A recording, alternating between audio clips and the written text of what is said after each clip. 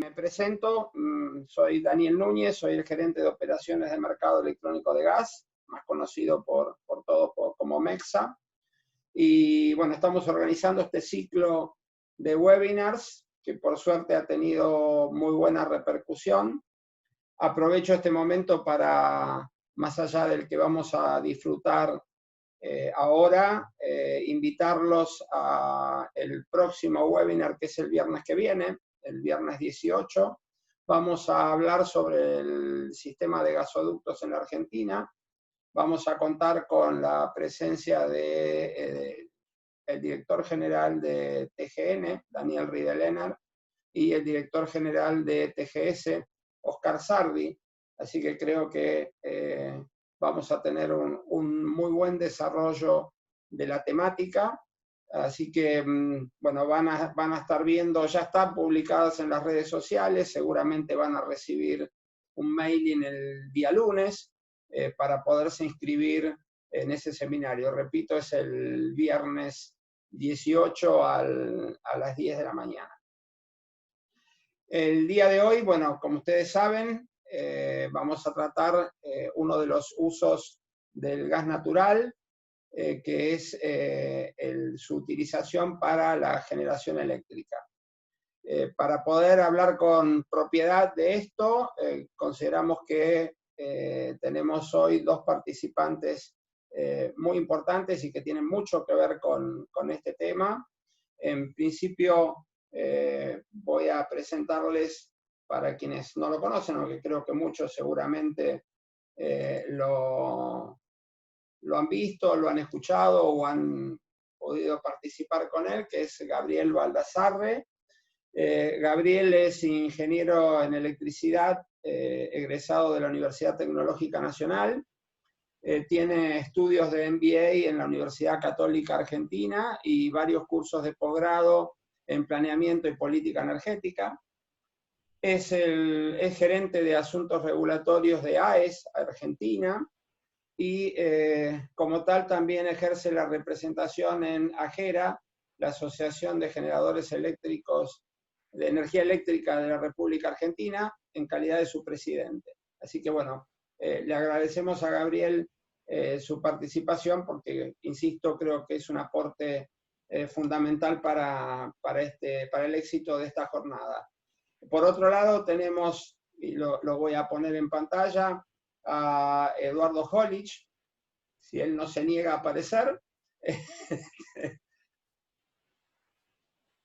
Ahí lo tenemos a Eduardo, ligeramente oscura, estamos teniendo algún problema de luminosidad, pero bueno, ese Eduardo, Eduardo Holich, es también ingeniero electricista, pero en este caso egresado de la Universidad Nacional de Rosario, es el gerente de coordinación operativa de CAMESA, o sea, también otro elemento fundamental dentro del sistema eléctrico argentino.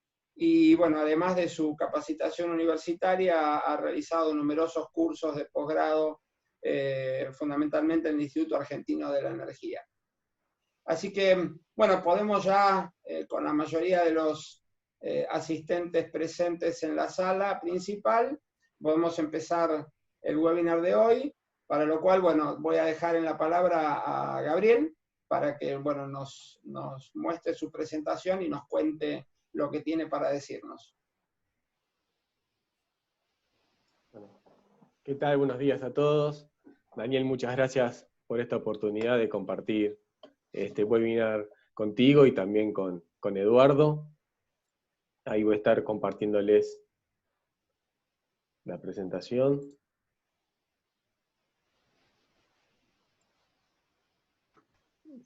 Ahí confirmame si se ve perfecto. Se ve perfecto en pantalla. De acuerdo. Bueno, en primer lugar,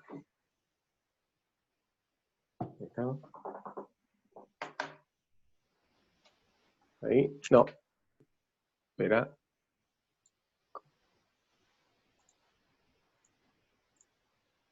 La presentación se veía bien, ¿eh?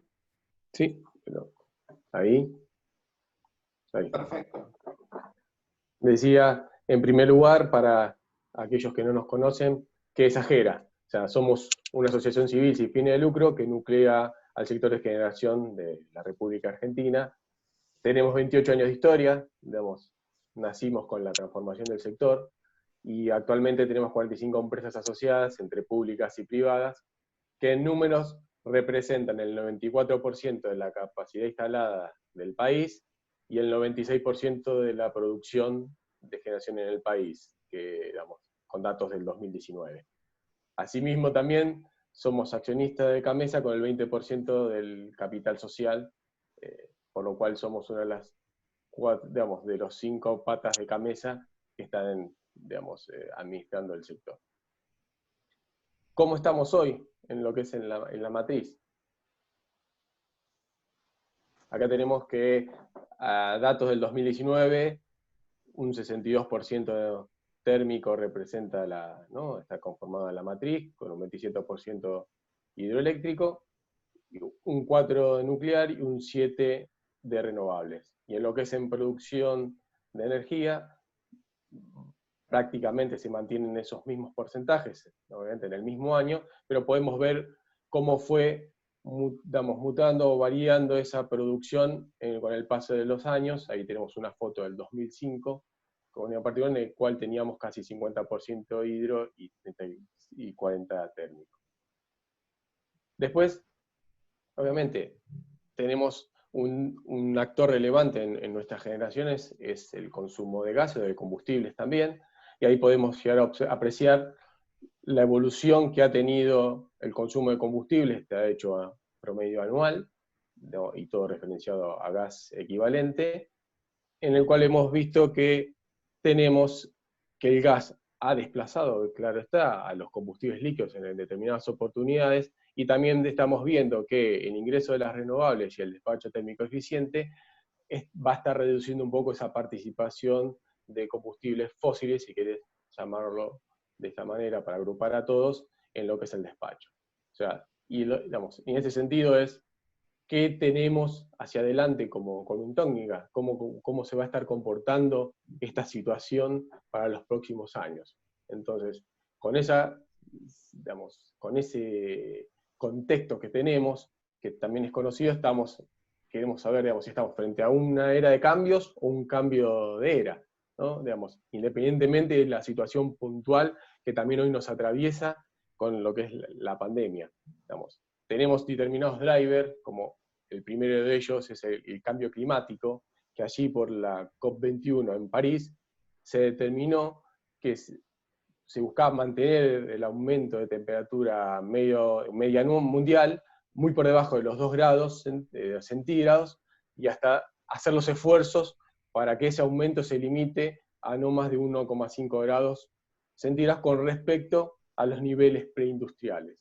En ese sentido, en el país, Argentina tomó ese compromiso y efectuó 2 medidas asociadas al mismo. Una fue las leyes asociadas al Acuerdo de París, y de lo cual dentro de su NDC, como se propuso una reducción de casi el 15% de sus gases de efecto invernadero para el 2030, y también por otro lado, legisló el régimen de fomento de fuentes renovables para llegar al 2025 con un 20% de la contribución de la matriz energética en renovables. El otro driver también son las compañías. O sea, a raíz de esta problemática, a nivel global, varias compañías se han agrupado en una asociación que se llama Red 100, que su objetivo es llegar a tener su abastecimiento 100% renovable hacia el 2050. Entonces, casi con todos con sus más de 200 miembros, esta comunidad empresaria, si pudiéramos graficarla dentro del listado de países elencados por consumo, ¿no? por demanda energética, podemos estar viendo que este conjunto de empresas en su totalidad estarían en el puesto 21 si se lo considera como un país, digamos, como un país como un todo. Entonces ahí estamos viendo que es un driver importante. ¿Y cuál es el driver que motivó a estas compañías a agruparse y tener esos objetivos? Ahí, como vemos, dentro de lo que es como muy importante, lo que catalogaron son el manejo de, ¿no?, de las emisiones, de los gases de efecto invernadero, y también la responsabilidad social empresaria. Esos fueron sus dos primeros, sus dos drivers, en los cuales pesa mucho más lo que sería muy importante, estar en torno al 80%. Y como ver, después también en tercera posición aparecen las expectativas de los consumidores, es decir, también un actor relevante en nosotros mismos, están viendo que cada vez día a día van a tener más ponderación a esta, digamos, ¿cómo es? A esta previsión, ¿no?, de un futuro más sustentable o con menores emisiones, ¿no? Y concatenado con eso, bajándolo a la Argentina, nosotros años atrás habíamos hecho una encuesta en la cual tenía obviamente diferentes consultas, pero una de ellas era qué tan relevante le parecía el desarrollo de las energías renovables para el país. Y dentro, digamos, del estudio, arrojó que el 80% también lo consideraba muy importante, y en segundo lugar el 17% importante, por lo cual estamos viendo que también sigue siendo un driver muy importante para la sociedad. Entonces, sumado a eso, ¿qué es lo que tenemos? En el 2018 terminamos vislumbrando el futuro, un escenario de transición energética dentro de la plataforma de escenarios energéticos, en las cuales después pueden visitar, y está nuestro escenario completo, también junto con otros escenarios de otras asociaciones y también cámaras, que pueden compartir, en el cual cada uno tiene distintas visiones, pero a veces estos escenarios, independientemente de ver los temas, o sea, los números en absoluto, uno tiene que ir analizando cuáles son las tendencias que cada uno de estos lleva. Entonces, dentro de esas premisas que nosotros hemos tomado para desarrollar este escenario, obviamente pusimos como que Argentina iba a propiciar medidas de eficiencia energética, en función de también sus compromisos que estaba asimilando, iba a impulsar el desarrollo y la explotación de vaca muerta como una política de Estado, a lo mismo que también el desarrollo de la generación nuclear, que iba a alcanzar en ese sentido el abastecimiento de gas y petróleo de generación, de gas y petróleo, y hasta tener saldos exportables para contribuir, obviamente un objetivo importante a reducir las emisiones de gases de efecto invernadero, incorporar las tecnologías en función de sus costos de eficiencia en el sistema, asegurar un abastecimiento del sistema con una reserva adecuada, y que todo este desarrollo se maneje dentro de costos medios competitivos y una matriz energética diversificada. Algunos, digamos, hipótesis puntuales en los que tiene que ver con las hipótesis, tienen asociadas a la demanda, y otras está claro que es a nivel de la energía. En lo que es en función de la demanda, estamos teniendo obviamente acciones de fomento de eficiencia energética que van desde hacer electrificación de algunos usos de la demanda, como también eficientizar muchos de ellos para reducir digamos, o mejorar, obviamente mejorar la eficiencia de cada uno de ellos, como puede ser la envolvente térmica, o el tema de los calefones sin piloto, que también estas cuestiones estaban incorporadas dentro de las NDC que presentó Argentina como meta para su reducción de emisiones. También incluimos un porcentaje adicional de autos eléctricos y también de buses eléctricos con una mayor penetración, pensando que obviamente como sabemos, el transporte también es un actor relevante en todo este contexto de emisiones. Y en lo que es hipótesis en función de energía, tenemos ingresos de generación térmica, hidroeléctrica, nuclear, como dijimos también, y también incorporar generación renovable de distintas fuentes, y también el almacenamiento como contraprestación y nuevas tecnologías para robustecer, ¿no?, todo el sistema que estaba apalancado. Y en función de hidrocarburos, asegurar una producción de gas del 2,5 años, digamos, creciente al año y estabilizándose en 2, obteniendo la disponibilidad para generación de gas para generación al 100% en función de su disponibilidad. También la producción de petróleo iniciando con un 1,8% de crecimiento anual hasta estabilizarse el 1%, y pusimos también una ampliación de refinería por el tema de los combustibles. ¿Qué resultados nos dieron estas simulaciones? O sea, ahí lo que podemos ver es que estas simulaciones se hacen contra un escenario tendencial en el cual se lo llama BAU, o sea, Business as Usual, en el cual, digamos, no se toma ninguna de estas medidas, y el escenario URE, digamos, dejé las mismas nomenclaturas por si alguno luego después va a la página y quiere ver el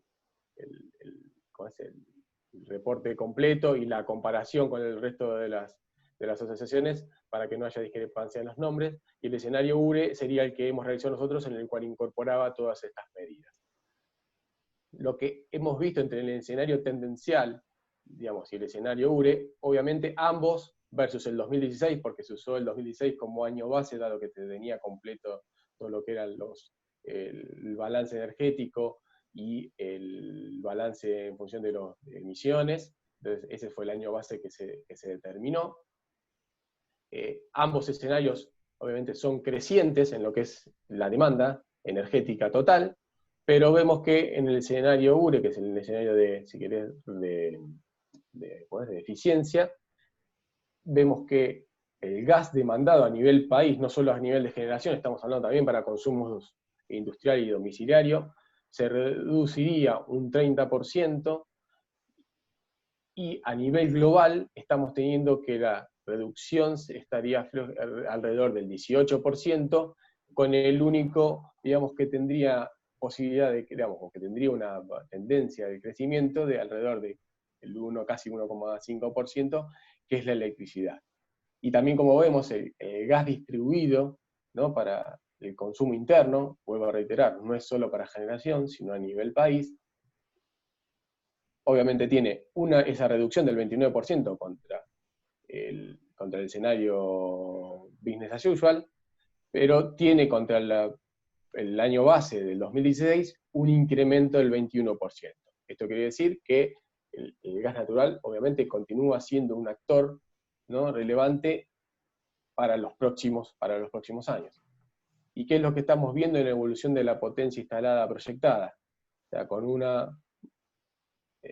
voy a reiterar, dejé las mismas referencias en el caso que después lo quieran citar, pero lo que estamos viendo obviamente es más o menos de unos 40.000 que tenemos de megawatt hoy instalados, llegaríamos a más de 100.000, y la matriz, o la composición de la matriz, obviamente tendría drásticos cambios, en el cual pasaríamos a tener de casi, ahí dice 2018 4%, hoy dijimos 2000,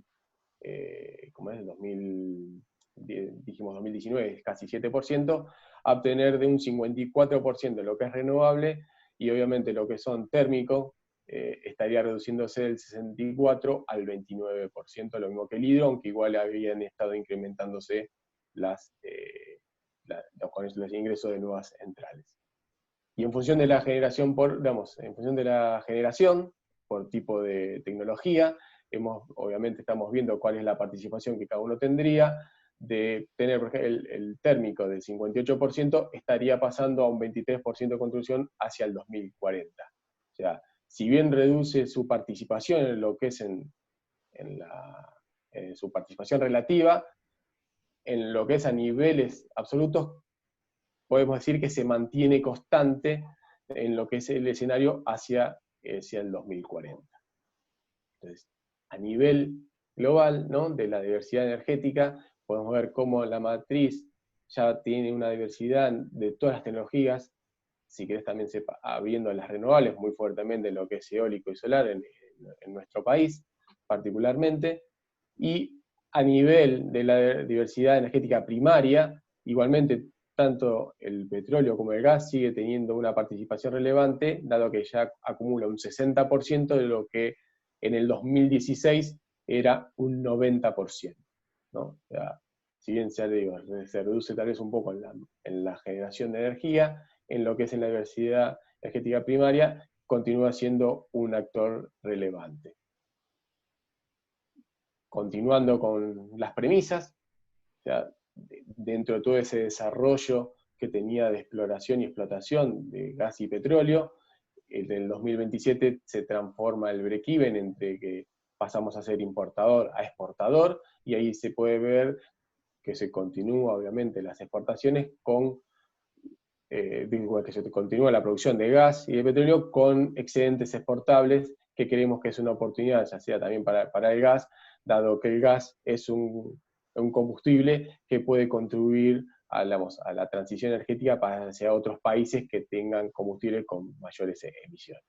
Entonces, y en síntesis, desde el punto de vista de la intensidad, digamos, de las emisiones, lo que podemos saber es que puntualmente para la generación de energía se está reduciendo a 1/3, ¿no? su intensidad de emisiones, y digamos, pasamos de importadores a exportadores, logramos en este contexto mantener una reserva adecuada para soportar el sistema eléctrico, que inicia cerca de un 30 y se estabiliza hacia valores un poco más cercanos al 25%. Y obviamente todo este ingreso de tecnologías y convivencia genera una configuración de despacho que impondrá obviamente un punto relevante a tratar hacia los próximos años. Entonces, para finalizar, ¿cómo se estaríamos transitando este camino? O sea, primero, como punto de partida, ya tenemos un escenario totalmente distinto al que se había planificado, pero que, como voy a reiterar, independientemente de ver los temas en valores absolutos, lo que tenemos que analizar son las tendencias para después, obviamente, distintos escenarios pueden dar distintos valores absolutos. Pero el punto de partida ya nos cambió, que es cómo nos vamos a parar de cara a una post-pandemia, y también es este otro desafío que implica es la necesidad de consolidar inversiones, porque obviamente todo este desarrollo lleva atrás un fuerte incremento de inversiones en distintos aspectos de la infraestructura.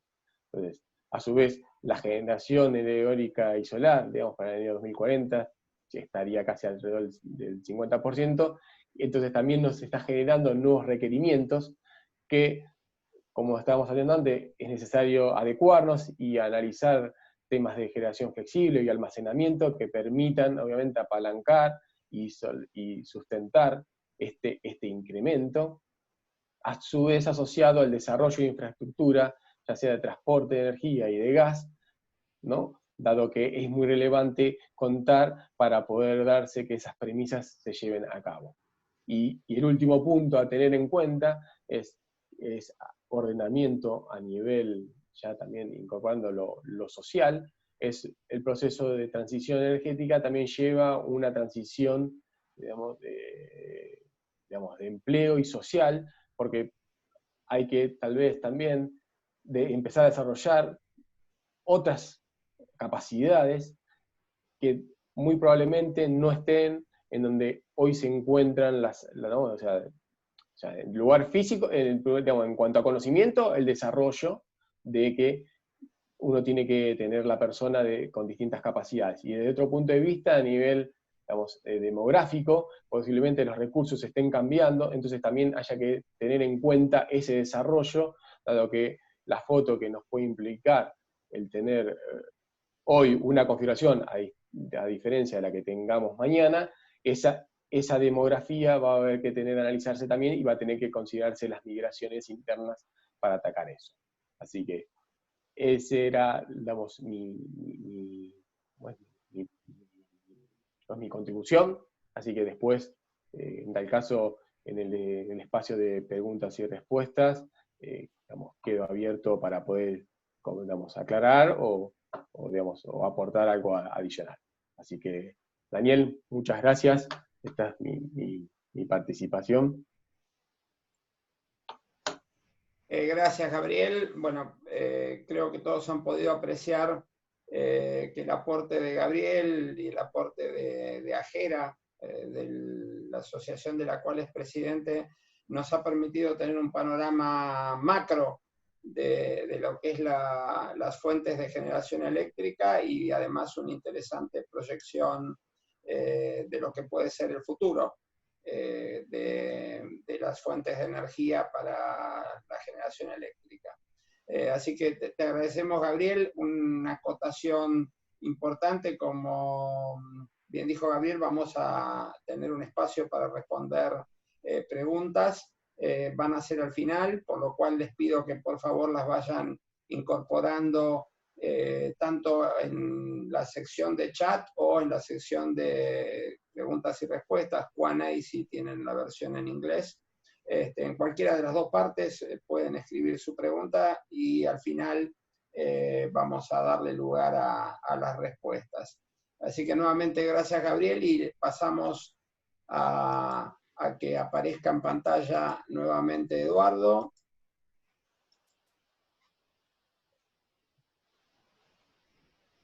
Repito, Eduardo es el gerente de coordinación operativa de CAMESA, así que bueno, él nos va a mostrar lo que es el día a día de hacer que la electricidad llegue al domicilio del consumidor, sea un consumidor particular, un industrial o el que fuera. Así que, Eduardo, te dejo en uso de la palabra. Bueno, ¿qué tal? Buen día a todos. Muchas gracias, Daniel, por esta oportunidad de presentarnos un poco el trabajo que hacemos todos los días para construir la demanda y abastecer, perdón, la demanda eléctrica, optimizando todo el despacho y reuniendo las distintas ofertas para poder tener un buen abastecimiento para el sistema.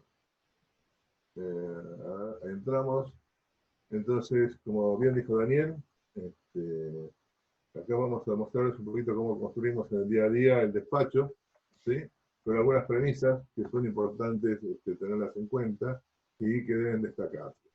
Una de ellas es el concepto del despacho, que es abastecer la energía y la potencia del sistema, donde la idea y el concepto fundamental es maximizar la seguridad de suministro y después minimizar el costo de operación.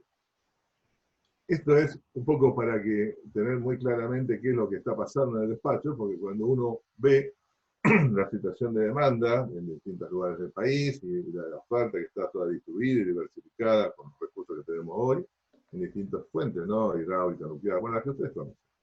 En definitiva, si tuviéramos todos una barra única, todas las soluciones son posibles, pero como tenemos una red, digamos que es la que es encargada de vincular la oferta con la demanda, encontramos que tenemos que mantener condiciones de seguridad, que no todas las condiciones pueden ser las que uno quisiera, y que los intercambios de algunas áreas tienen que estar teniendo en cuenta capacidad del sistema de transporte y algunos requerimientos de estabilidad. Con lo cual aparecen lo que se llaman restricciones de despacho, con los cuales las soluciones posibles de mínimo costo se van reduciendo.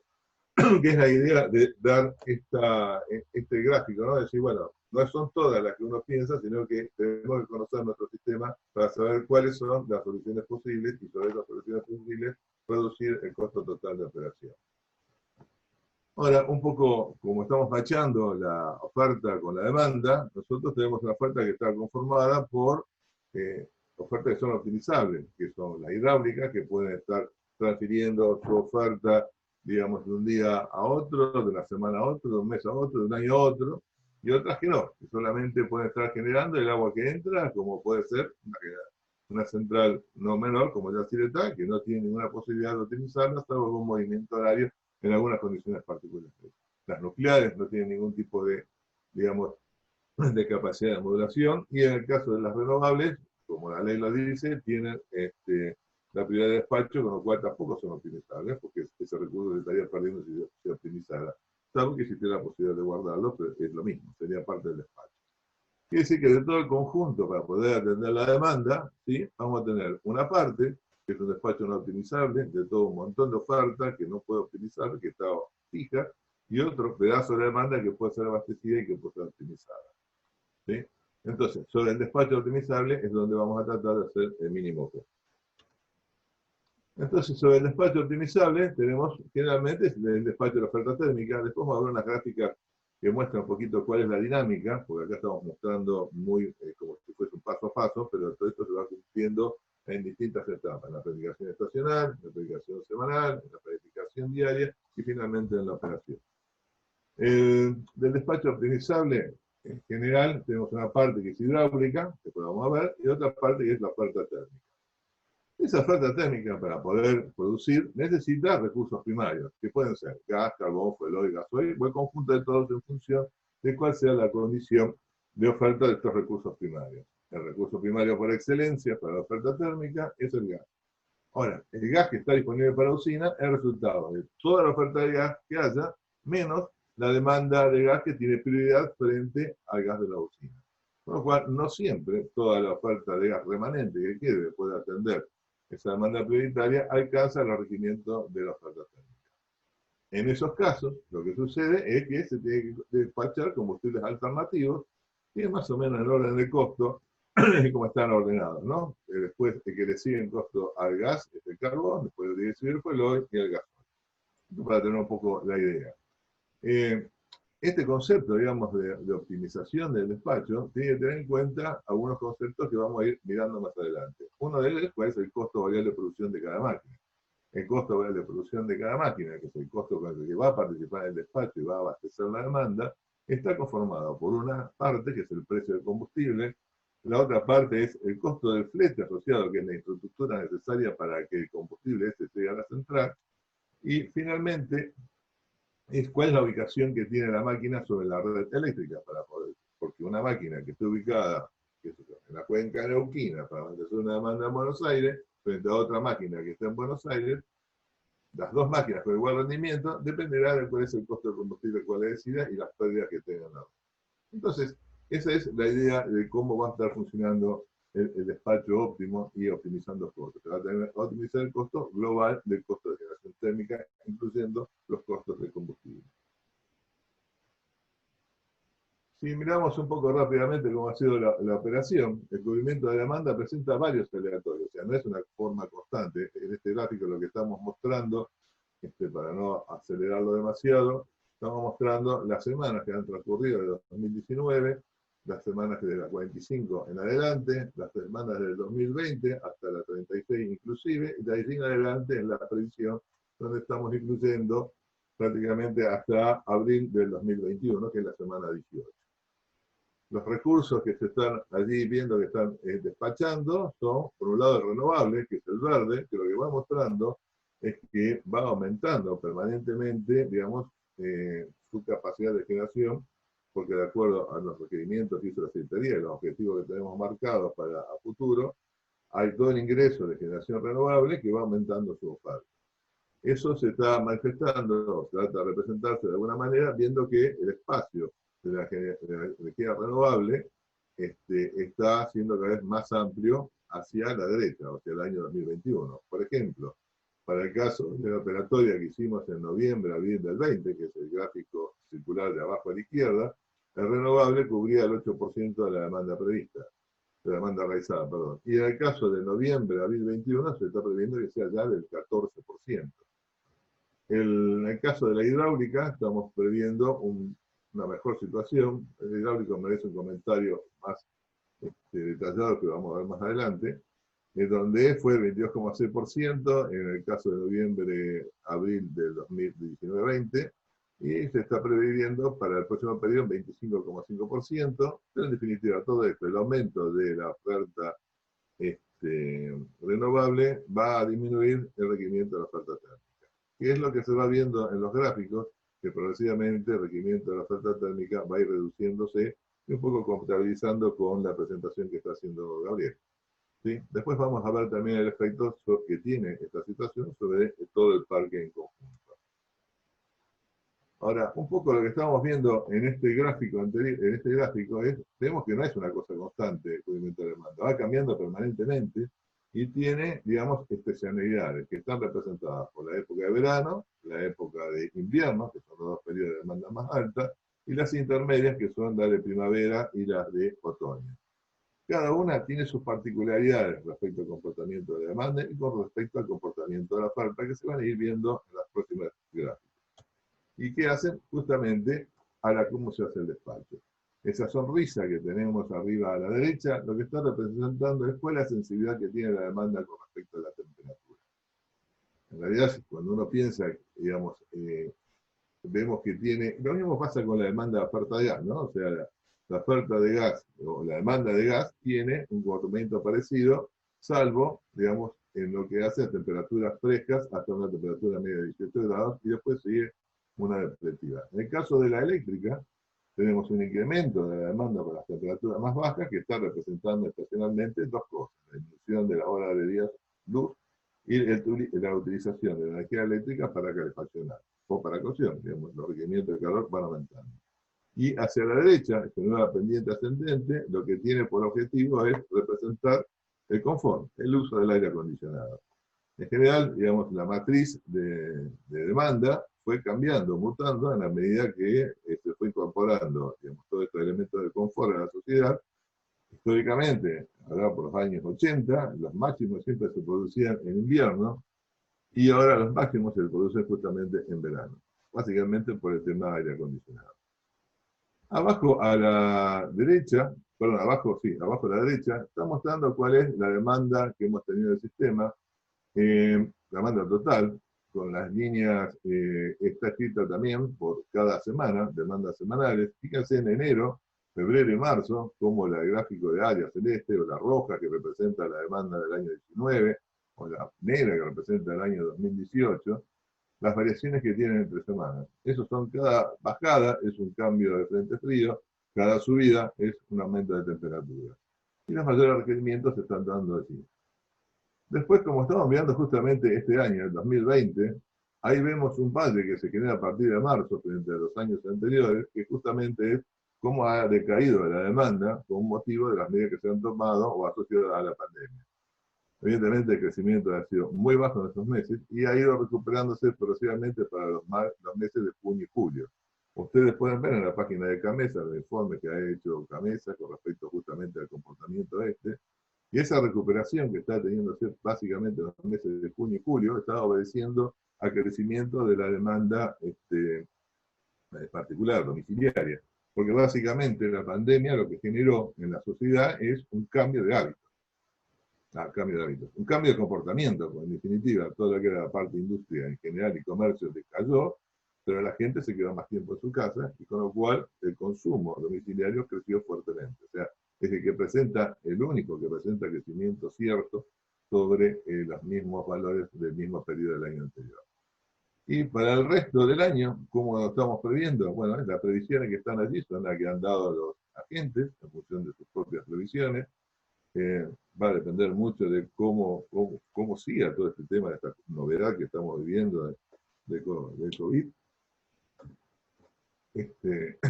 Pero sí, fíjense que se muestra básicamente la estacionalidad. Estamos yendo hacia la primavera, donde la demanda todos los años baja, bajó en el 2019, bajó en el 2018, está pidiendo que baje, y después crece nuevamente fuertemente para los meses de enero y febrero, donde se producen normalmente los requerimientos máximos del sistema. Esas bandas de colores que tenemos claro, intermedio y más grueso, están mostrando parte de cómo se representa estacionalmente la sensibilidad de la demanda con la temperatura, que es representar el comportamiento que está en la gráfica de arriba, ¿no? Esa sonrisa. Siguiendo ahora un poco cómo vienen las energías renovables y hidráulicas, que son en general las que podemos utilizar poco y nada. Fíjense que lo que tenemos para las energías renovables, el bio tiene un comportamiento pequeño, la hidráulica, que era la más importante a principio de año, estamos hablando de pequeñas centrales hidráulicas, ha ido disminuyendo su participación en el sistema, pero porque porcentualmente lo está haciendo, y después se ve un fuerte crecimiento para lo que es de fines de 2020, principio de 2021, un poco el mismo periodo, y también está eso asociado, fíjense que lo más importante, lo que más está creciendo, aparte del eólico, es el solar. ¿Sí?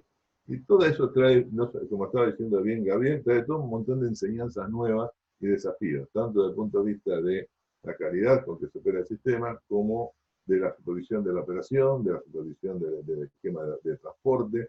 O sea, es un cambio de paradigma de cómo hemos estado trabajando hasta ahora.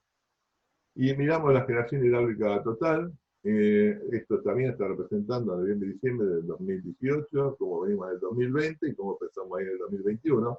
Es un poco la ampliación del gráfico que vimos anterior, pero ya sin circunscrito la energía hidráulica. Y lo que está representando, básicamente, fíjense que fue fines de 2019 y hasta ahora, y lamentablemente la reproducción sigue siendo así, de una seca muy importante en todas las cuencas más significativas del país. Es una de las secas, inclusive, en algunos casos se han generado mínimos históricos nuevos en lo que hace a la parte de apoyo. Y las predicciones hacia adelante no son tan buenas, y el resultado es disminuir un poco las reservas hidráulicas del sistema. En lo que hace a la parte de consumo de combustible, bueno, acá estamos mirando de vuelta, el mismo periodo, fin 2019, 2020, y creo que estamos pidiendo para el 2021.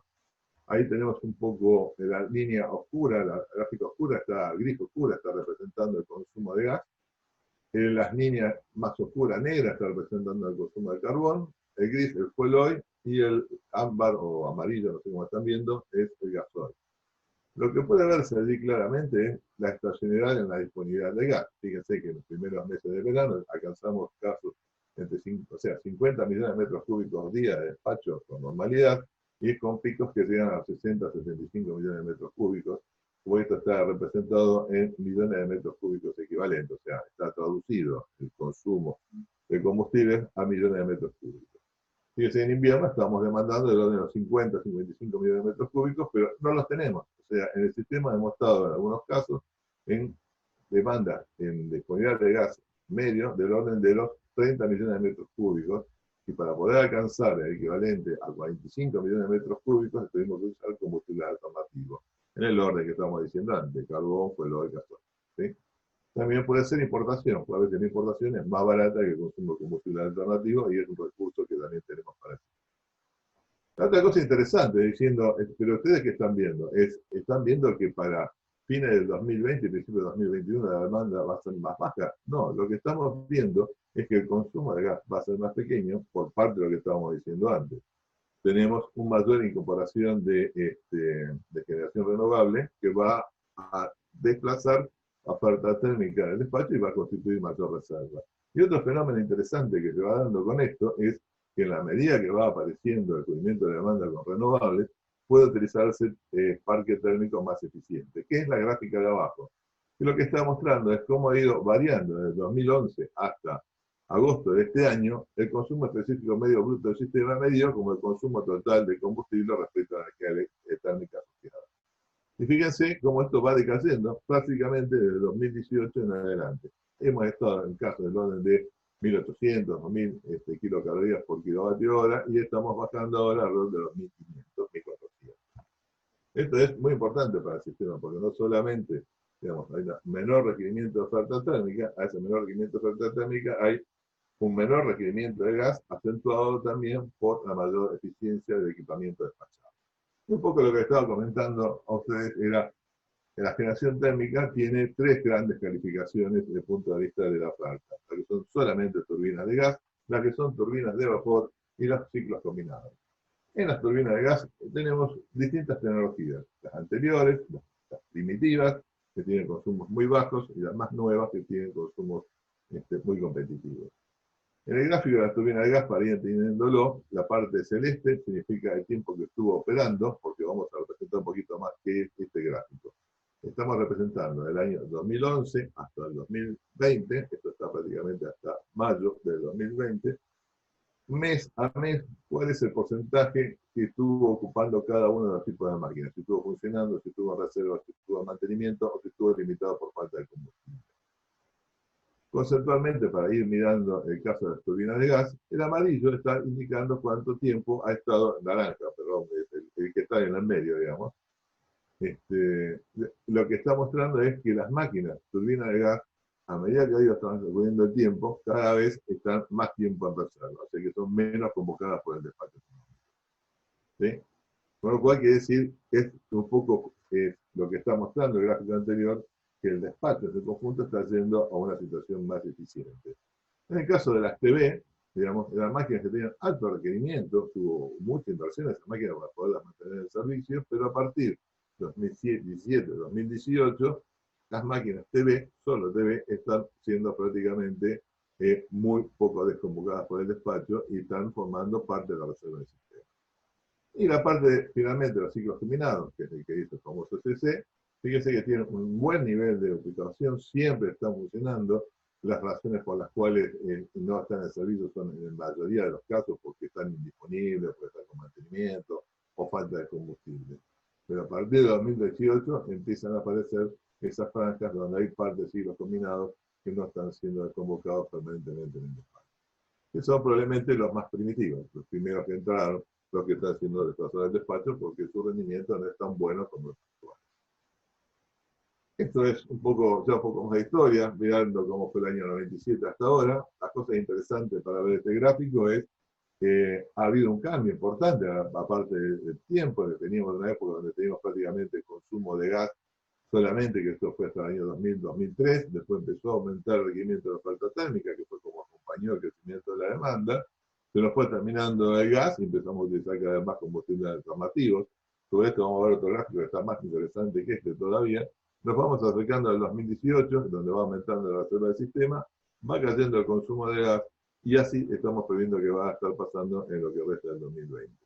Lo importante de esto, fíjense que pasamos del requerimiento de gas que teníamos en el año 2000, más o menos, que estaba alrededor de los 20 millones de metros cúbicos, entre 15 y 20 millones de metros cúbicos, a estar hablando de requerimientos del sistema que está entre los 45, 50, 60 millones de metros cúbicos. Esto hablando en valores medios o menos. Esto es un poco correlato de los otros dos gráficos, donde está mostrando de que el consumo fuel oil prácticamente se había abandonado para el sistema y hubo que recuperarlo prácticamente cuando la oferta de gas fue insuficiente para poder atender los requerimientos de la mayor despacho de la oferta térmica, por eso el uso de consumo de combustible alternativo. Y después lo que muestra interesante el gráfico de la derecha abajo, con color naranja, que es el consumo de gasoil. El gasoil no formaba parte de la matriz de combustible del despacho porque prácticamente era de consumo marginal. Pero a partir de la incorporación de los ciclos combinados, el combustible alternativo de gas es el gasoil. Y justamente a partir del año 2007 se tuvo que empezar a incorporar el consumo de este combustible para poder suplir la falta de gas en el periodo estacional de verano, inclusive en algunos meses de invierno, perdón, y inclusive en algunos meses de verano, en algunos casos con demanda muy alta y con el gas todavía deprimido. Pero por suerte eso fue decayendo rápidamente. Pero es un combustible que hoy por hoy, si uno mira cuál es el costo que tiene en las máquinas que están asociadas a su producción, muchas veces un ciclo combinado operando con gasoil es tan eficiente o más eficiente que una máquina a vapor buena funcionando con ciudad. Bueno, esta gráfica que estamos mostrando acá es un perfil de la curva de demanda diaria, donde está un poco recortada, está mostrando las 24 horas, y cuáles son los valores de potencia que tenemos hora por hora. Esa es la forma característica de la demanda. De la 1 a las 6 de la mañana estamos durmiendo, después empieza la luz solar, cae la iluminación de las calles, por eso baja la demanda, y después empieza todo lo que está vinculado a la actividad normal del sistema. Esto, el pico lo tenemos cerca del mediodía, después baja, y hacia la noche, cuando se da la luz solar, empieza, y toda la gente va a sus casas, comienza el pico de la noche. Esa es la curva típica diaria. Ustedes la pueden ver en la página web de Gamesa, donde de alguna manera están viendo cuál es la evolución de la curva horaria, están viendo los pronósticos y la comparación con curvas de días anteriores. Esta es la característica de la oferta renovable. Por ejemplo, la solar está obviamente encendida o prende cuando el sol está afuera, si no, no anda, eso es elemental. Y la parte eólica es caprichosa, ahí a veces es así, otra vez es más importante el valle que el resto, pero este es el pronóstico que tenemos para un día y la verdad que la calidad de los pronósticos que tenemos son bastante buenos. Entonces esto, si lo metemos en la curva de la demanda y recordando que el despacho optimizable era el que quedaba de restarle la generación de unidad del sistema, la demanda que nosotros vamos a poder, o el despacho óptimo, lo vamos a hacer justamente sobre la curva más oscura. ¿Sí? ¿Cómo vamos a cubrir? Bueno, estas dos curvas lo que están representando es los costos de las máquinas ordenadas en potencias acumuladas en costos crecientes. Fíjese la diferencia que hay, las máquinas funcionando con gas y las máquinas funcionando con gasoil. Retomando un poco, el costo de cada máquina está conformado, una parte, por el costo del combustible puesto en la central, o sea que tiene en cuenta toda la logística necesaria para que ese combustible esté en la central. Otra parte lo forma los costos variables no combustibles, que son lo que definen evidentemente el costo variable de la producción. Y finalmente le llega el factor de ubicación de la máquina o de pérdida, que es la que dice definitivamente cuál es el costo que tiene la máquina, que ese factor lo que hace es suponer que todas las máquinas están trasladadas en una barra única, digamos, con una forma simple de poder ordenar los costos. Fíjese la separación que hay entre la curva naranja, que es la curva disponible con gas, por eso tiene curva de verano, y la de invierno, que es la que tiene en cuenta que las máquinas no todas tienen disponibilidad de gas y tienen que participar en el despacho con combustibles alternativos. Y al principio de las curvas son casi todas las ofertas de generación que están en boca de pozo, que no tienen restricción de gas porque ese gas está directamente donde se produce. O sea, no puede competir y no puede ser abastecido a la demanda prioritaria. Entonces, esta gráfica que está representando el país, lo que está representando son varias cosas que son muy interesantes y vamos a recorrerlas próximamente. Todos sabemos que en el sistema argentino tenemos varias cuencas de gas. Tenemos la cuenca de Tierra del Fuego, tenemos la cuenca de Santa Cruz y Chubut, por todo lo que es la zona de la Patagonia, la cuenca neuquina. Tenemos en el norte el gas nacional, digamos, y tenemos el gas de Bolivia, que es una zona de importación. Y tenemos la zona de influencia del gas de Cobar, que es el que está nuevamente disponible, fundamentalmente en invierno, con distintos precios. ¿Está bien? Estábamos diciendo que las máquinas estaban definiendo sus costos en función de cómo están ubicadas en la red. Entonces, si yo ubico más o menos geográficamente dónde están las áreas de influencia de la zona de gas, o fijo cuál es la red de transporte, que la que está en 500 kilovoltios, espero que sí. Lo que está diciendo esto es, por ejemplo, y la otra cosa importante es, no todas tienen el mismo precio.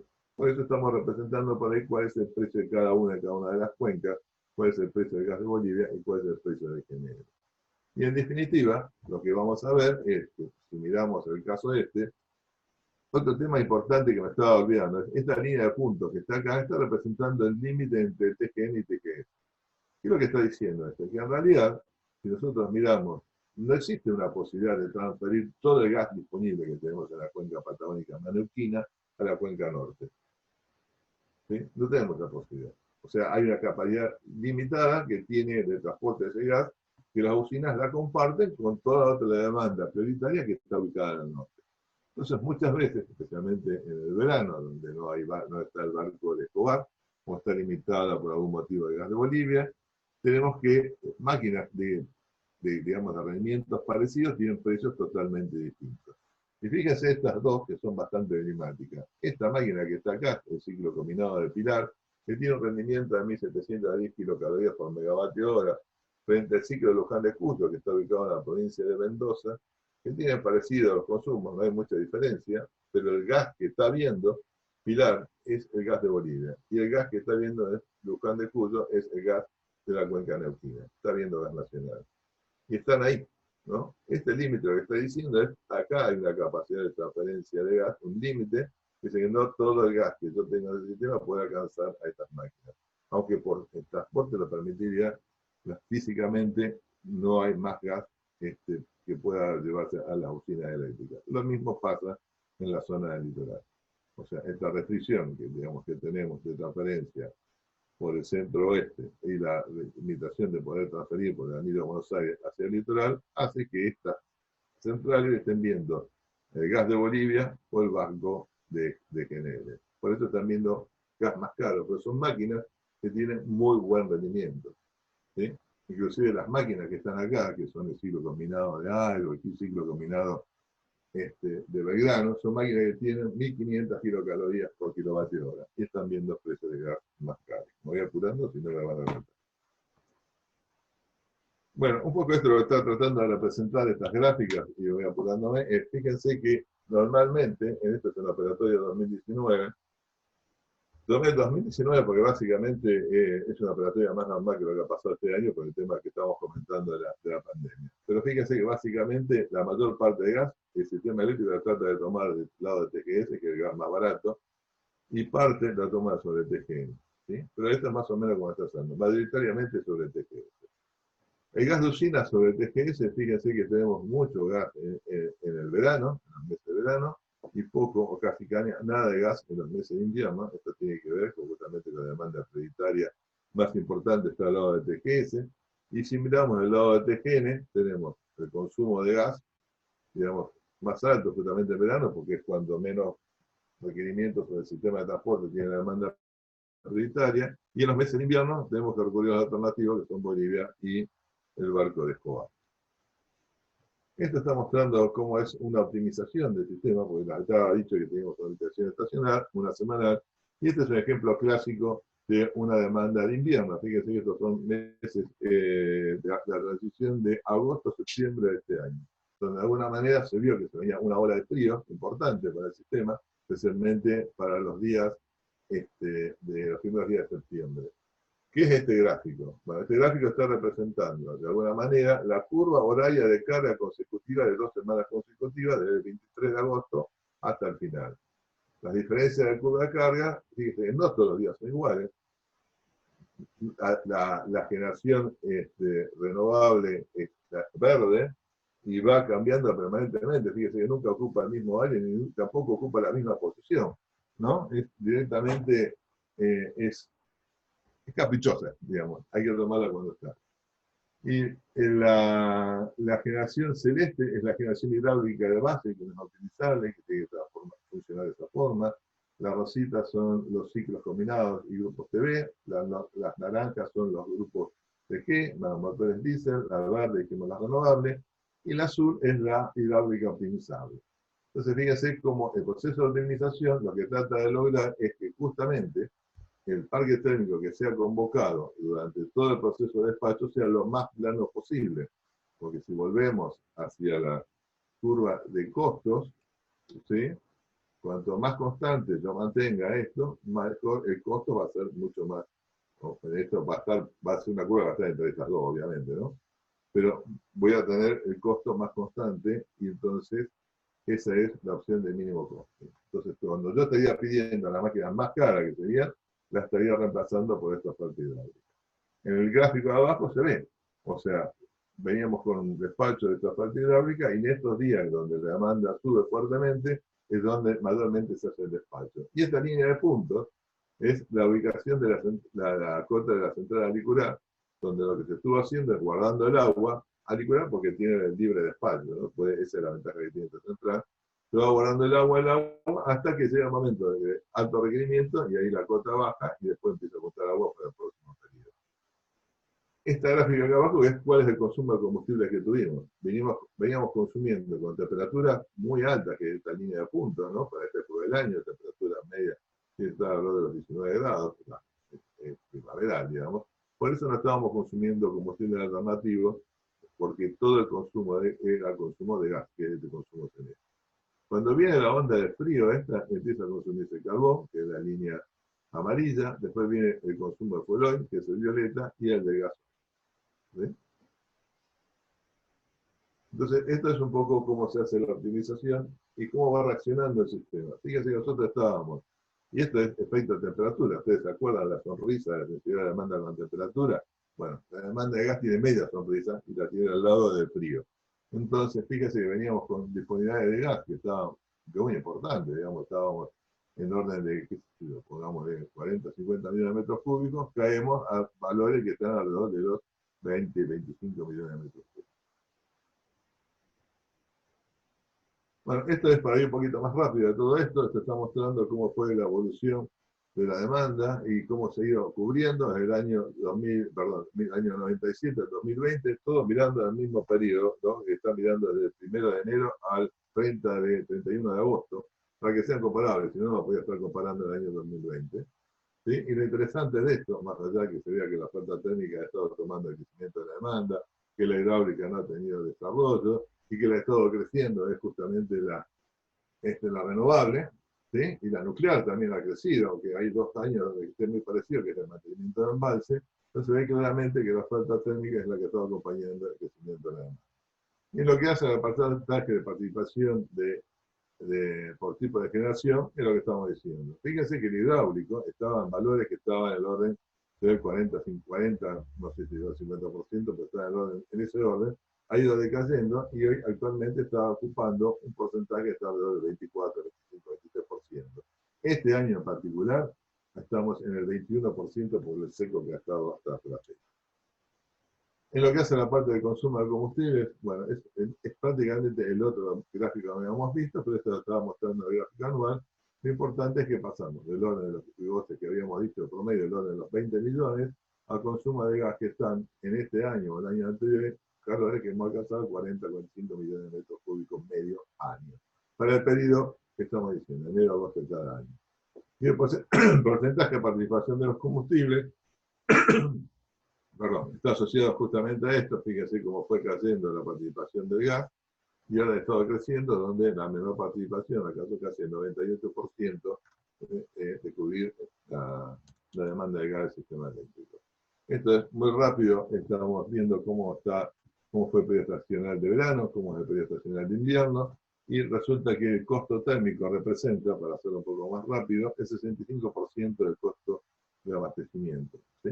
Donde el 45% de ese 75% es el costo de combustible. Y en invierno pasa a ser el 51% por el efecto del consumo de los combustibles alternativos. Las conclusiones. La oferta térmica ocupa más del 50% de la oferta despachada y con la tendencia decreciente, como bien estaba diciendo Gabriel.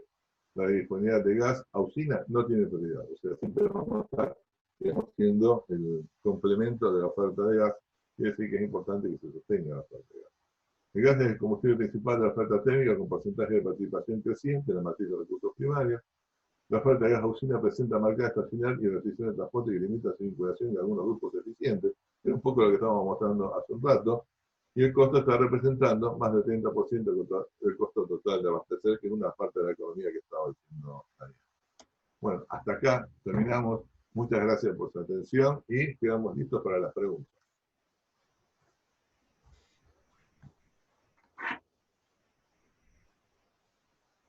Gracias, Eduardo.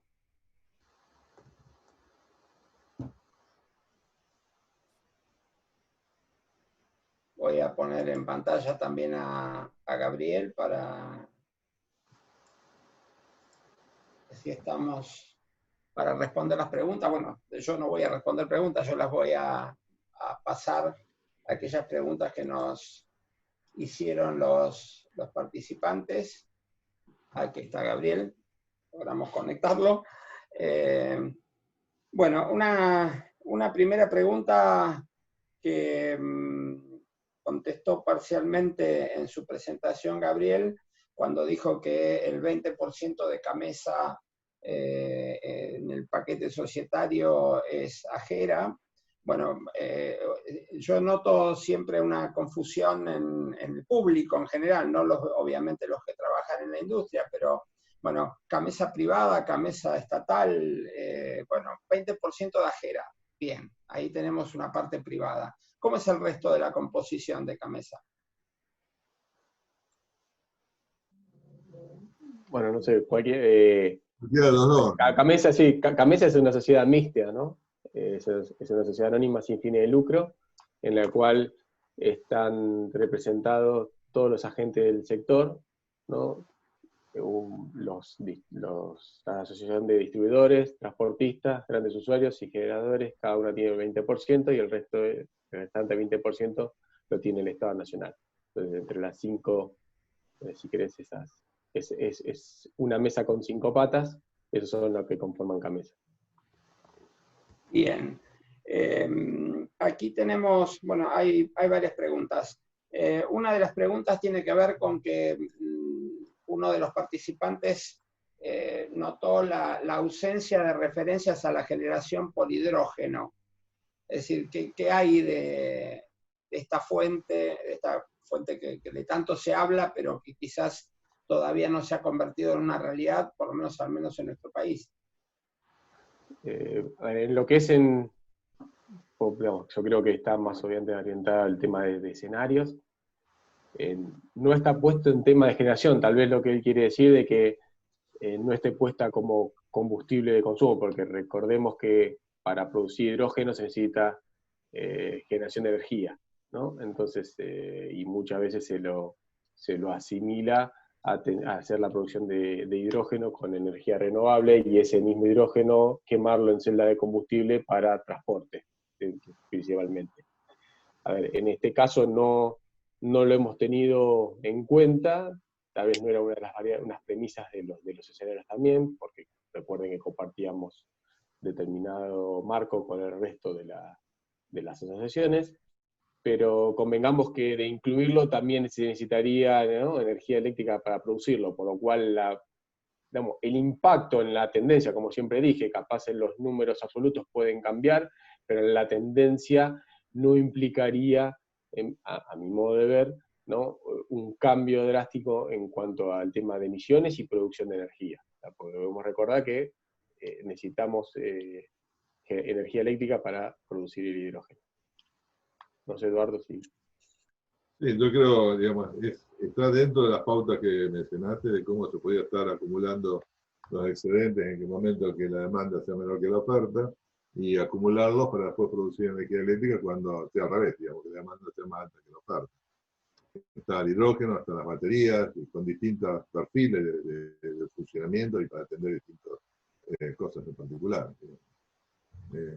Es como la central de bombeo, nosotros no la ponemos en el despacho, no aparece como una fuente de generación, pero sí funciona como árbitro entre la época de excedentes de la curva de demanda y faltantes. El mismo comportamiento que estaría buscando. Uno de los participantes, bueno, primero da una definición que creo que es compartida, que dice las emisiones de Argentina son del 0,2% de las emisiones globales. Entonces, bueno, es lógico pensar en un esfuerzo particular para disminuirlas en vista de ese contexto global.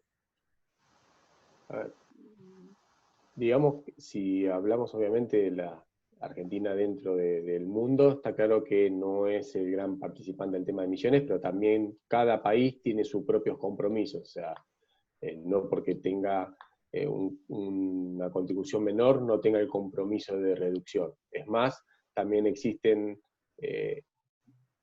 compromisos adicionales que dependerán de cuando se conformen los fondos verdes, productos también del Acuerdo de París, que pueden impulsar un mayor desarrollo si querés, de reducción de emisiones, ¿no? O sea, un objetivo más ambicioso de reducción de ambiciones para determinados países. Y probablemente Argentina también esté ahí, digamos, como captador de esos fondos adicionales para poder hacer una reducción más aún. O sea, mismo en los compromisos que Argentina presentó, tiene un escenario en el cual él tiene un objetivo con estándares que se compromete, y después tiene un objetivo de reducción mayor si se obtienen esos fondos adicionales. O sea, está claro que a nivel global puede ser el impacto menor, pero sí o sí en los países cada uno tiene sus compromisos que cumplir independientemente de la línea base o de su contribución que tenga a nivel global. Bien, para Eduardo, en principio hablaste claramente sobre, bueno, los costos de cada tipo de generación, y fundamentalmente cuando hablamos de las centrales térmicas, los costos que implican la utilización del gas natural o de los combustibles líquidos alternativos. Cuando hablamos de los costos de los combustibles líquidos alternativos, en general uno tiende a pensar también en aquellos costos que están implícitos en su uso, como por ejemplo las paradas de mantenimiento, que entiendo son más frecuentes en el caso de su utilización. No sé si puedes ahondar en el tema. Eso se tiene en cuenta a través de lo que se llama los costos variables no combustibles, porque de alguna forma en las vapores no hay problemas, en las turbinas de gas de vieja data tampoco. Los problemas fundamentales están en la última tecnología, donde Las horas equivalentes de operación con combustible alternativo son casi el doble de las que uso con gas. Depende de la tecnología, pero está más o menos, es un buen número tener en cuenta que una hora de operación con gasoil significa 2 horas de operación con gas. Especialmente cuando se generan las variaciones, ¿no? Cuando hay variaciones de carga también eso produce el consumo de horas equivalentes de operación, que son las que utiliza el generador para poder coordinar sus mantenimientos estables, o estacionarios. Y eso se toma en cuenta en la coordinación de la operación. De alguna manera eso se ve reflejado a ver cómo podríamos mostrarlo, no es fácil mostrarlo, pero eso se vería reflejado en la necesidad de los mantenimientos que tienen que hacer los ciclos combinados. De alguna manera lo que se ha visto es que ha bajado un poco la periodicidad que requerida en la medida de que el uso del gasoil se fue abandonando en algunos ciclos combinados. En otros no, siguen siendo de base. Ese es el impacto que tiene, digamos. Y eso se ve reflejado en el costo total de generación, porque si sale una generación eficiente, seguramente va a ser reemplazada por otra máquina de reserva que es menos eficiente que esa. En los últimos meses, bueno, lo hablo desde MEXA, que realizamos subastas para Gamesa mes a mes para obtener gas natural en el mercado local para producción de energía eléctrica. Hemos notado que en los meses de invierno hubo una baja notable de la oferta de gas natural. ¿Cómo impactó eso? Si bien, bueno, obviamente hubo una baja del consumo por la pandemia, ¿cómo impactó eso en el despacho de Gamesa? A ver, en definitiva, el resultado, yo no creo que tenga, o sea, lo que hace a la oferta de gas en el MEXA, creo que fue complementado de dos formas, digamos, ¿no? Una forma es del MEXA y la otra es gas spot que pudo haberse comprado, porque el gas que llegó a tener más de una oportunidad a Gamesa es mayor que la cantidad de gas ofertada en la curva del MEXA. ¿Esto por qué? Porque recuerdan el gráfico ese donde estaba presentado cuál era la oferta total de gas que tenía y la parte que estaba ocupada por la demanda prioritaria. En realidad, si no me equivoco, corregime, creo que la obligación que tienen los productores es asegurarle el gas a la demanda prioritaria. No pueden comprometer más gas que eso, digamos, en una oferta de licitación de gas a los generadores, pero cuando tienen excedentes pueden dárselo a Gamesa, que es cuando la demanda prioritaria baja. Por eso en el último gráfico que estábamos mostrando que la temperatura media subía, la disponibilidad de gas en usinas llegó a estar casi 40-45 millones de metros cúbicos, digamos, y cuando vino el frío bajamos a 28 millones, 25 millones de metros cúbicos día consumiéndolo. Entonces, yo creo que el gas que tiene disponible Gamesa es el gas que puede darle el sistema al precio que se lo está vendiendo, obviamente. Nadie se guarda gas en invierno. Y le afectó consumiendo combustibles alternativos, moderado un poco por todos los fenómenos de optimización que se pudieron usar, donde no solamente participó la optimización hidráulica, sino en algunos casos también la importación, porque era mucho más barato de construir combustibles alternativos. Un participante pregunta, bueno, tiene que ver un poco con esta pregunta, pero mirando hacia adelante, ¿qué proporción durante los próximos meses podrá ser abastecida por productores locales y cuánto tomará Gamesa del gas importado, sea Bolivia o GNL Escobar, digamos? ¿Hay una previsión de eso? Esa es una pregunta más sobre el sector gas. Nosotros lo que podemos ver desde el punto de vista del despacho es que vamos a estar consumiendo prácticamente todo el gas que requiere el sistema. ¿Sí? No el gas que nos oferten, el gas que necesita el sistema, porque realmente siempre pasa en esta época del año, cuando estamos yendo septiembre, octubre, noviembre, que hay excedentes en la oferta de gas respecto al requerimiento de la demanda de despacho eléctrico, más el de la demanda prioritaria. En particular este año, por eso le dije más de una oportunidad, es un año muy seco, muy, muy seco.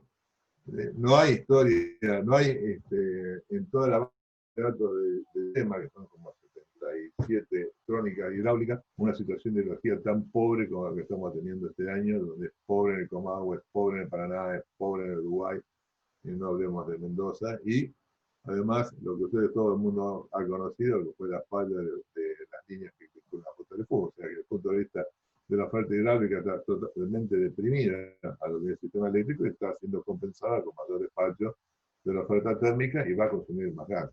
Pero normalmente siempre es época de excedente. Si mal no recuerdo, siempre, de alguna manera, también así lo había tomado en su momento la Secretaría, que es el momento que haga mantenimiento, ¿no? Eduardo, aquí tenemos una pregunta de un productor, no sé por qué la hará. ¿Cuánto es el gas que está previsto en metros cúbicos que se consumiría en este próximo verano? Estoy proyectando cuánto va a comercializar, supongo. Supongo que sí. Bueno, si seguimos con este paso, tenía que ser mes por mes. Próximamente vamos a tener la programación estacional y justamente ahí le vamos a poder brindar y ustedes lo puedan ver de la página de Gamesa cuál es el resultado de esa programación estacional. Va a ser menor que el año pasado, eso seguro. Pero depende, ¿por qué no se puede contestar? Vamos a decirlo también. No sabemos qué va a pasar con la demanda. O sea, si vos estás mirando la demanda, estás mirando las previsiones, en las gráficas están las previsiones de consumo de gas. Y también hay otra previsión, está. Pero en realidad la gran incógnita acá es qué va a pasar con la demanda eléctrica. ¿Sí? Bien. Y de acuerdo a cómo sea, la visión que están teniendo los distribuidores y los grandes usuarios es una visión conservadora y de menor demanda que el año pasado. Hay una pregunta que, bueno, no sé si está en posibilidades de ustedes contestarla. ¿Cuál es la perspectiva de obras para subir la capacidad de gas natural hacia el litoral? Me parece que decirle que se conecta al webinar de la semana que viene. Exactamente. Estaba por decir exactamente eso. El viernes que viene a las 10 de la mañana le preguntamos... Estaban los proyectos, obviamente, estaban los proyectos que se habían puesto el año pasado sobre la mesa, que bueno, ahí quedó en análisis todavía de ver cómo se materializaban. Me imagino que la semana que viene podrán precisar un poco más sobre esas alternativas que se estaban, digamos, que también a veces algunas salieron en los medios días pasados, ¿no? Bien, hay un tema que es... Perdón, Eduardo, te interrumpí. No, dale, no agregaba nada. Dale. Ok. Un tema que siempre se habla es de la intermitencia de las renovables, ¿sí? ¿Cuál es, si podemos profundizar un poco en el tema y cómo se cubren esas intermitencias, dado que todavía no se manejan métodos de almacenamiento al respecto? Bueno, estas cuestiones, creo yo, digamos, aparecen o son más notorias cuando el porcentaje es mucho mayor. Por eso yo lo había puesto un tema de un desafío. O sea, en niveles, Eduardo, corregime, en niveles actuales, vos tenés capacidad para poder responder rápidamente a esa situación, digamos, no es un evento crítico. Y después, obviamente, a nivel futuro, tenés todas estas cuestiones que se están hablando de generación flexible, de almacenamiento, también la integración, promover la integración energética también hace que tengas mayor posibilidad de dar respuesta a estos cambios. Entonces, o sea, de estar más interconectado con los otros países. Por lo cual, no sé, Eduardo, esos son los mecanismos que hoy se tienen. Digamos, los pronósticos en muchas medidas son muy acertados, entonces vos podés tener una previsión relativamente, o sea, muy buena de saber cómo comportarte, y por ese motivo también podés programar cómo hacer ese switch ordenadamente. Así que no sé, Eduardo, ahí si querés aclarar. Sí, yo puedo contribuir un poquito más. Por suerte tenemos un país bastante largo, por así decirlo. Entonces, todo lo que es hay veces que los apartamentos de los aportes eólicos se compensan entre sí. Justamente el hecho de tener bastante distribuida la oferta, en este caso la eólica, y en parte la solar está mucho más concentrada, permiten de que, en definitiva, la intermitencia que podría verse en una sola central sea compensada por la de las otras, y en definitiva está terminando en una situación mucho más alisada de lo que hace a toda la oferta renovable. ¿Sí? Un ejemplo, digamos, que podemos mostrarlo, digamos, que es bastante visible, no es exactamente lo mismo, es la demanda eléctrica. La demanda eléctrica uno la está viendo digamos, y está en un valor que es prácticamente estable, le ve una grafiquita, qué lindo que está, no se mueve. Pero ese es el resultado de un montón de gente que prende la luz, la apaga la luz, prende un motor, arranca una bomba, arranca una máquina fresadora, arranca un Trollic, las que tiene. En definitiva, todo ese conjunto de cosas hacen, en el caso particular de las renovables, es que de alguna manera se amortigüen los efectos individuales y en conjunto te dando una oferta que, junto con la parte de la buena calidad de los pronósticos, permite que sean operables. Y también el tema de la integración a futuro es un desafío importantísimo. Si uno mira las posibilidades de integración que tenemos con Chile, Brasil, Uruguay, Paraguay, todo, hidráulica, térmica, hidráulica, eólica, solar, es muy importante, pero es como que tenemos que crecer en eso. Ese es un desafío importante. Entender que hay que ir para ese camino. Aquí tenemos un representante de una distribuidora que, bueno, está haciendo una pregunta que yo ya me permite promocionar una vez más el webinar del viernes que viene, porque creo que es una respuesta que pueden contestar tanto Daniel Riedelenner como Oscar Sardi, porque tiene que ver con la posibilidad de pasar gas de TGS a TGN, así que no sé, si quieren contestar ustedes algo, pero los invito al viernes que viene, fundamentalmente. Pero Eduardo, Gabriel, ¿no? No hay aporte. Digamos que creo que pueden contribuir más la semana próxima que lo que podemos decir nosotros, con más aproximación. Estoy de acuerdo. Una pregunta que entiendo que es para Eduardo. Se habla, y se habla mucho más de lo que por ahora puede convertirse en realidad en la Argentina, sobre la importancia de la electrificación vehicular, ¿sí? Es decir, tanto en el transporte como en transporte de pasajeros, como los vehículos particulares. De todas maneras, creo, es una opinión personal, que bueno, estamos lejos por los costos que tienen los vehículos eléctricos como para su implantación en la Argentina, pero en caso de suceder, ¿el sistema estaría preparado para pensar en, no sé, en un uso del particular que implicaría que, no se llega a su casa a la noche y pone todo el mundo a cargar el auto? ¿El sistema lo podría bancar? A ver, un poco, en realidad es una pregunta que tenía que hacerse a aquel que esté mirando cómo va a crecer el sistema eléctrico. O sea, lo que es cierto es que no va a aparecer de golpe una demanda de autos eléctricos al sistema y que pueda producir un efecto, digamos, desconocido o imprevisto. En realidad, el imprevisto de hoy puede ser mucho más grande que eso, de hoy, que son los que estamos atacando.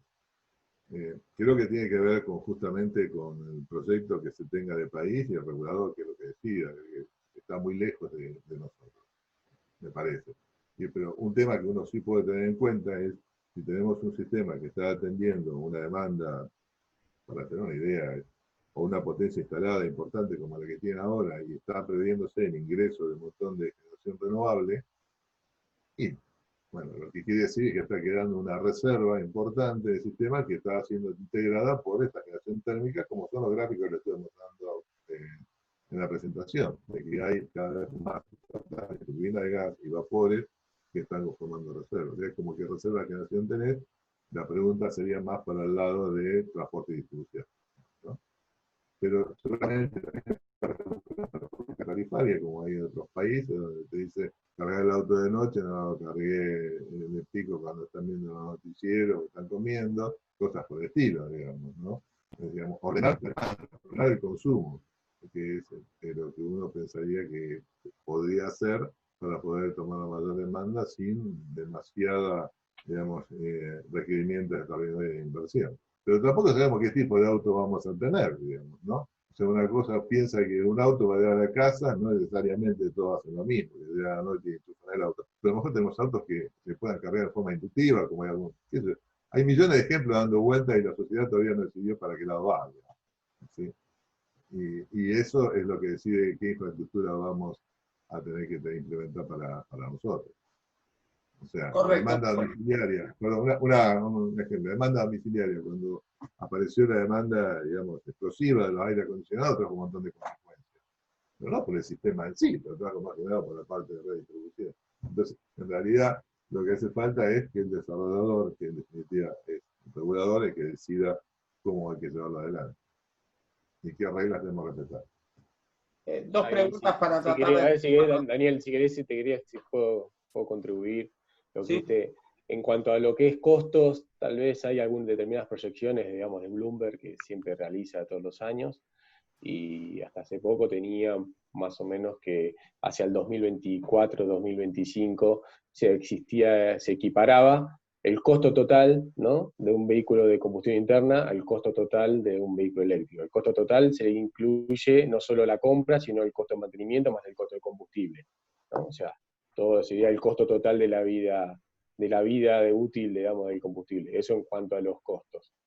Y en cuanto a cómo uno planifica el ingreso, como decís, tampoco es algo que es un on-off, que arranca de un día para el otro, va a ir viendo una migración, y también después está el comportamiento que tiene cada uno de los clientes, porque ahí ya pasa a ser también muy influenciado por el comportamiento. O sea, si vos tenés, por ejemplo, el vehículo estacionado 5 o 6 horas en el estacionamiento de tu trabajo, muy probablemente lo puedas cargar ahí, o cuando vayas al supermercado, o cuando estés en algún lugar de itinere. No siempre tiene que ser porque la casa, el domicilio particular, donde uno tenga que cargarlo. Obviamente que va a tener que tener su toma correspondiente.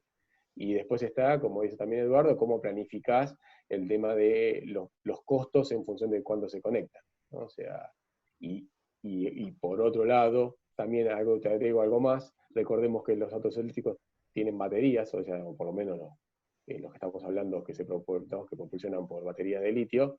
También existe la posibilidad de que sean acumuladores y que puedan contribuir en este esquema digamos, de autoproducción, ¿no?, de un domicilio particular. La generación distribuida también puede enviar energía entre el auto y, digamos, y el domicilio. Entonces, ahí también se juegan muchas más cosas que solamente el tema de conectarlo como un consumo, porque si en el caso fuera solamente el tema digamos, de un consumo, sería la planificación como nosotros, un crecimiento determinado, como dijo Eduardo, con el aire acondicionado. O sea, es algo puntual que se incorpora, pero esto que se incorpora tiene a su vez asociado comportamientos que, si bien en algunos otros países pueden estar más avanzados, la idiosincrasia y el comportamiento del cliente futuro va a ser, digamos, relevante a ver cómo se termina implementando estas tecnologías.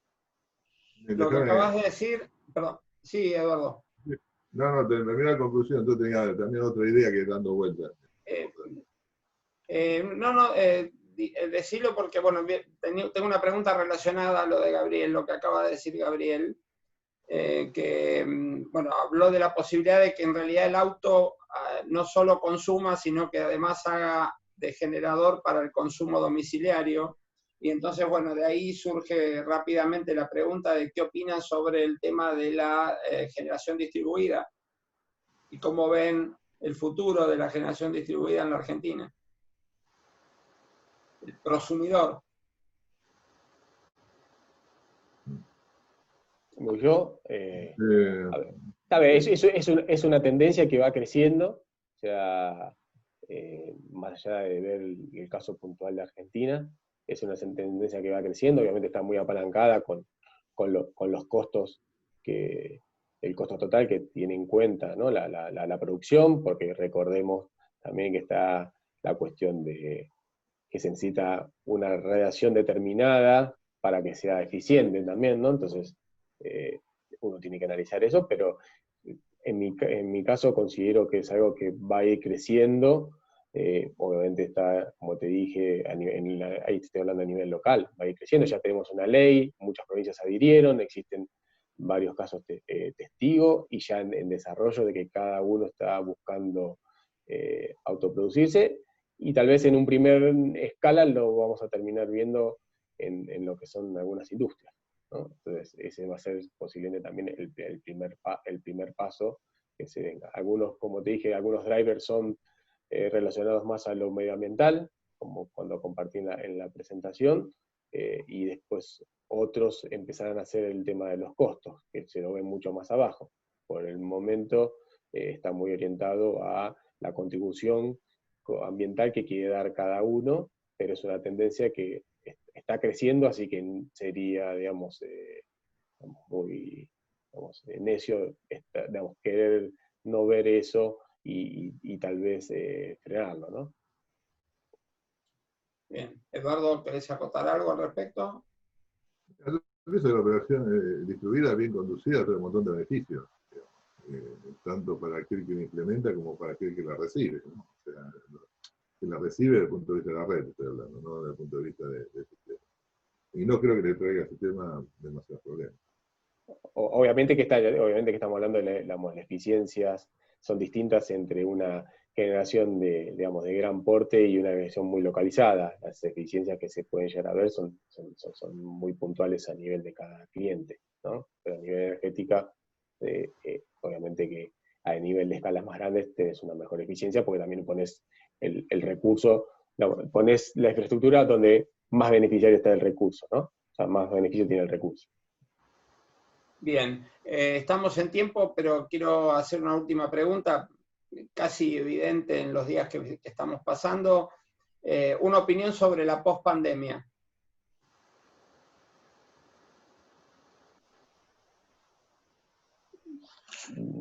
A ver, creo yo que nos va a dejar muchas enseñanzas a nivel general, ¿no? Como esto que estamos teniendo ahora, la posibilidad de tener conferencias, participar, digamos, de charlas, y la digitalización que muchos tuvieron que hacer, digamos, de manera drástica. Algunos ya venían digamos, entre compañías ¿no? y consumidores, clientes, ya tenían este acercamiento a la digitalización. Acá, digamos, está claro que vino algo que nos hizo cambiar el chip y aquel que no estaba totalmente adecuado se tuvo que adecuar, así que yo creo que eso es una buena enseñanza. Y después, desde el punto de vista energético, como dice Eduardo, todavía sigue siendo una gran incógnita. O sea, cómo en el corto plazo nos vamos a ir comportando, y yo creo que después, poco a poco, digamos, no soy experto obviamente en la materia, pero asumo que si digamos, esta pandemia después se reduce a una enfermedad, a un virus convencional como que los que tenemos habitualmente, poco a poco iremos retornando a la actividad normal y quedará obviamente como un hito importante en cada uno de nosotros, y después continúa, digamos, desde el otro punto se verá una línea de quiebre que siempre habrá que explicar, ¿no? Digamos, o remarcar, pero después la tendencia seguirá a su curso. Eduardo, ¿algo que agregar al respecto desde el punto de vista de Camesa? Desde el punto de vista nuestro, entendemos que esta forma de trabajo y de conectarse a la sociedad llegó para quedarse, porque trae un montón de ventajas. Hoy lo estás viendo, ¿cuántos inscritos tenés? Eso antes no era posible, uno hacía por espacio físico, o por posibilidad de viaje, o sea, la facilidad que brinda es impresionante. En general, el trabajo particular en Camesa, hubo un esfuerzo importante en la parte de informática y de equipamiento hacia la gente, pero pudimos hacerlo prácticamente en 2 o 3 días. Después hubo mucho trabajo porque le pasó lo mismo que le pasó a todos. Cambiaste de la modalidad de estar trabajando a llegar a tener una computadora como la gente para trabajar en tu casa. Y empezó a faltar computadoras y todo eso. Eso ya está, ya se invirtió en eso. O sea, la gente ya está en su casa, tiene su lugar de trabajo, ha sabido, digamos, coordinar las tareas de su casa y ve las posibilidades, digamos, las ventajas que tiene, digamos. Hay otras que por ahí no son tantas ventajas que van a requerir, pero a ver, lo que entiendo, el trabajo en casa llegó para quedarse en un buen porcentaje. No quiere decir que todo el mundo vuelva de vuelta a trabajar. Y probablemente eso va a tener sus reflejos, probablemente en lo que es la curva de demanda, la demanda de energía eléctrica, pero es muy, muy pronto para decir cuál es el peso que tiene, quizás sea reducido o no tanto. Y después, ¿con qué fuerza levanta toda la industria? Porque tenemos las 4 ramas de la industria, los GUME, los GIRI, la pequeña industria, los pequeños comercios, que están todos parados de alguna manera, los vemos en todos los noticieros, las ventanas bajas, y la gente, digamos, el hecho físico, no creo que se pierda, digamos, el hecho físico de que ver algo antes de comprarlo, tocarlo, y ver si realmente lo que vos querés comprar. Hay cosas que las podés hacer, tecnológicamente lo podés hacer, pero hay otras cosas que no, necesitan eso. Entonces, esa interfaz yo creo que no se va a perder. O sea, creo que tenemos un montón de... Y la industria básica, obviamente, la gran industria, esa tiene que volver a ser lo que era, no hay forma de pararla. O sea, hay distintos rubros. Bueno, si me Daniel, si me dejas, también quería ampliar algo. Es, creo yo, el gran esfuerzo, ¿no?, que hicieron también todas las compañías, aprovechando que estamos del sector energético, ya sea eléctrico o gasífero, porque desde el inicio es una industria esencial, obviamente, y todas las compañías se tuvieron que adecuar a los protocolos, a realizar planes de contingencia para que continúe la operación, el mantenimiento y hasta, en nuestro caso, el desarrollo de obras, ¿no?, para poder seguir habilitando infraestructura energética. Así que obviamente eso es un esfuerzo que tuvo que hacer de coordinación, de recursos, ¿no? Y creo que al momento hemos tenido un buen, digamos, ¿no?, un buen comportamiento, dado que no se ha habido afectado a ninguno de todos estos servicios en la materia. Así que eso obviamente es un reconocimiento para todos los colaboradores y los representantes de la industria y trabajadores que han estado poniendo este esfuerzo para que nosotros también podamos seguir haciendo estas actividades desde nuestro lugar, digamos, de casa. Comparto el reconocimiento, Gabriel. Bien, más allá de lo que vaya a ocurrir en la pospandemia, ojalá que llegue pronto. Bueno, y la verdad les agradezco muchísimo, Eduardo, Gabriel, les agradezco a todos los que asistieron, participaron. Mantenemos todavía una cantidad muy importante, a pesar de que nos pasamos de hora de participantes, lo cual es muy gratificante. Les decimos que todo esto se estuvo grabando, con lo cual en breve les vamos a informar, porque tenemos los mails de cada uno. Les vamos a informar el link para acceder al video en nuestro canal de YouTube. Así que todo esto lo van a poder observar, revisar, o ver aquellas partes que se han podido perder, si eso ocurrió. Reitero, de parte de MEXA, enormes gracias a Gabriel, a Eduardo, por su tiempo, por su dedicación, bueno, y por compartirnos sus conocimientos y su experiencia. Okay. Bueno, Daniel, también muy agradecido por tu invitación, por haber compartido con Eduardo, digamos, este panel, esta charla. Esperemos que hayamos podido contribuir un poco o despertado algunas inquietudes en los participantes, y que esto a veces también son cuestiones que se tienen que seguir analizando y son discusiones que se tienen que seguir dando, porque nadie, como dije, a veces en mi caso lo que puse son tendencias, y uno tiene, digamos, que ir llevándolas y guiarse, digamos, plenamente por eso. Y después sí que quiero, digamos, destacar algo que me quedó, que cuando yo estaba haciendo la presentación, hay un número que me hizo ruido, pero después lo chequeé y tenía ahí una modificación, capaz en la generación en la matriz de generación en el 2005, ahí estaba cambiado los colores entre hidráulico y térmico, pero bueno, después si compartís la presentación, ya va a estar corregido, solamente para que quede, obviamente, cuando la persona escuchen cómo es el video en tal caso.